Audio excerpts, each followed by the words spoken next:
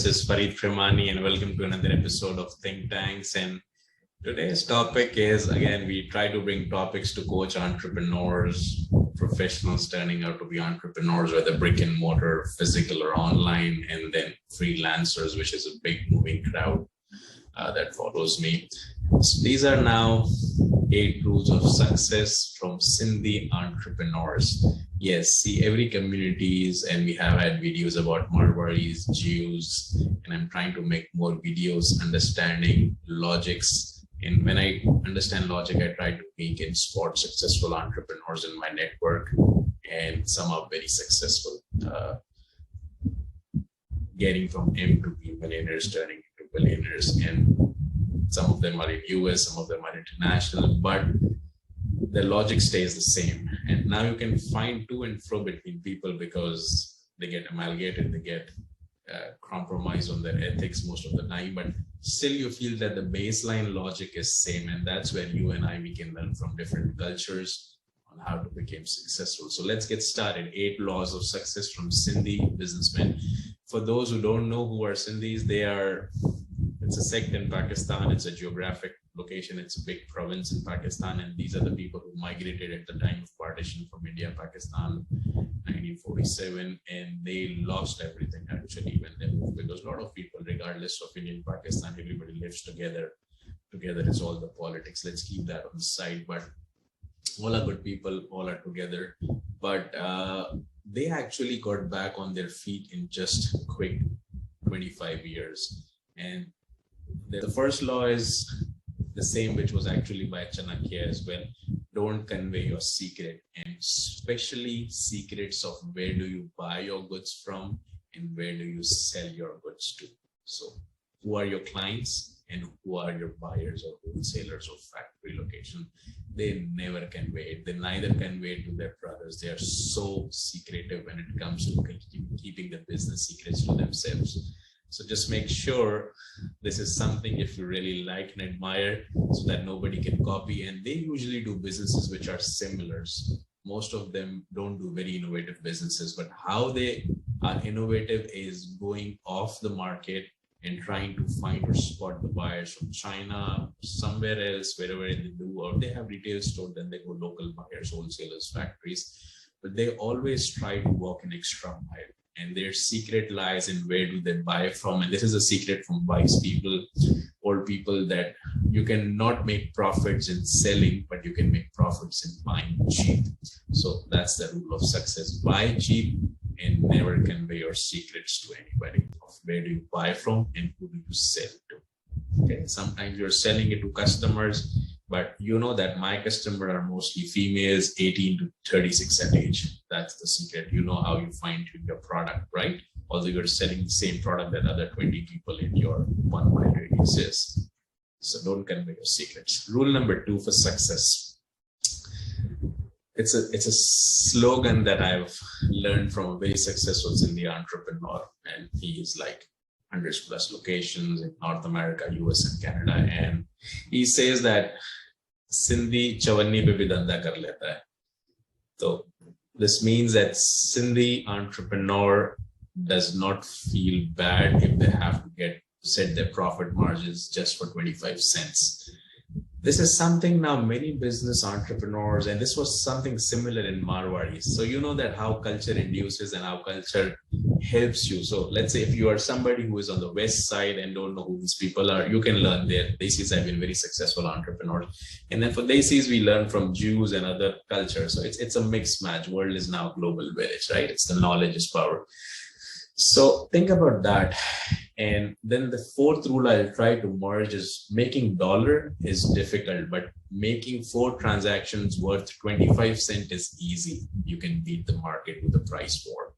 So they don't have ego problem when it comes to setting up the price. And whether you are an online e-commerce store runner, youth selling candles, t-shirts, furniture, anything, you might think that, okay, I want to serve 100 customers. I met a supplier who's selling pet products online, and he was stuck moving from second. He grew very fast, but then he was stuck at level 2 about $300,000 of sale, and then he was trying to reach to $1 million. And the problem that he had was similar. It was a white boy, 28, 29. The problem was that he was not willing to compromise on his profit margin, and that's why he got stuck. Whereas the big wholesalers, online broadcasters were selling it at 6% margin. He was like, okay, I would not go less than 15%. So you can learn this lesson from Sindhis here, ready to work on Chawanis, which is called 25 cents, small, teeny, tiny profit. So focus not on the pricing percentage, but the volume. Maybe you might be able to sell, instead of 200 units, 1,000 units, and your net profit, your pie size will increase. So hope this second and fourth principle helps you. The third one is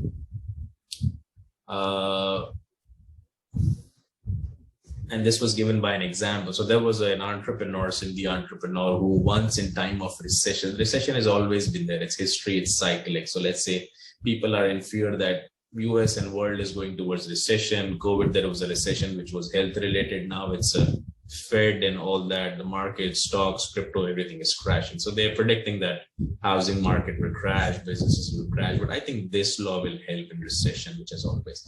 So there was once a Sindhi entrepreneur, an importer, who used to import 15,000, 20,000 twin cartons of sugar, It was based in Pakistan. And there was once where he was so choked, his margins were slashed, and all he had to do was he bought it for $1,500 a petal at that time. And then there was no option. Market was flooded with sugar. And he actually sold everything for $1,500. And he cleared his garage, he cleared his inventory, factory, warehouse. And people were surprised what this guy is doing. How can he sell so cheap? And once everything was done, trucks were loaded, and then his house was empty. He was now set up for vacation. One of his employees, his Munshi, which is actually the financial guy, he came to the boss and he said, what you did, you just sold it for the same price. How we made money? We had lost the money in electricity, utility, holding the equipment. He said, nobody could realize that. And since you are my kind of nephew as well, I'll tell you the business thing that we did that you can continue with our family in future. He said that although I bought it for $1,500 a petal, a carton, and sold it at the same price, but I charged $5 per carton.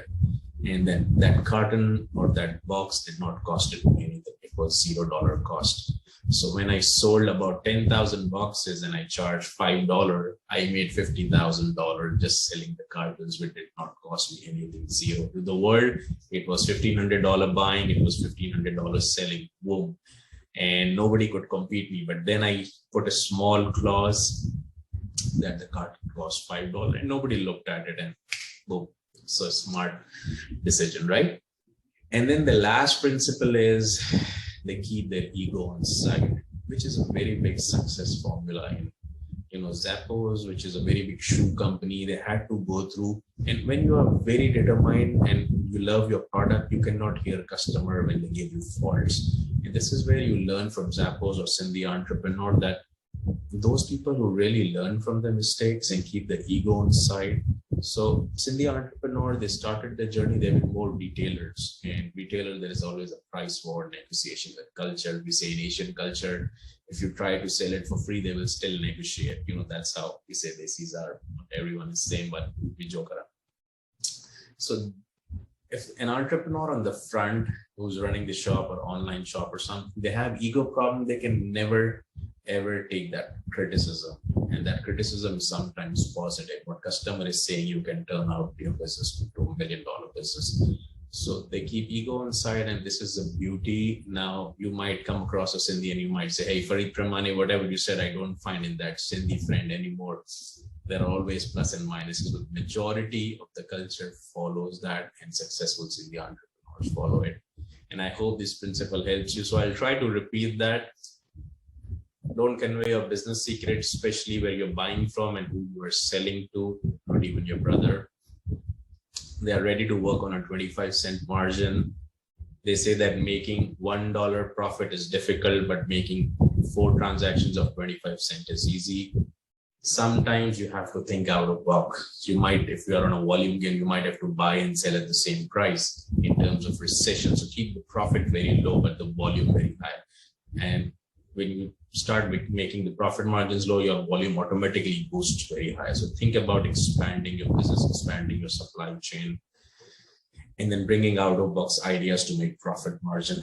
And the last one is keep ego on site. If you bring your ego, you can never improvise your business. And this is how, whether you are a digital entrepreneur in 2022, a young person trying to start the business, anybody selling any part of the world, I hope this video helps you. And this is Farid Premani signing off. Take care.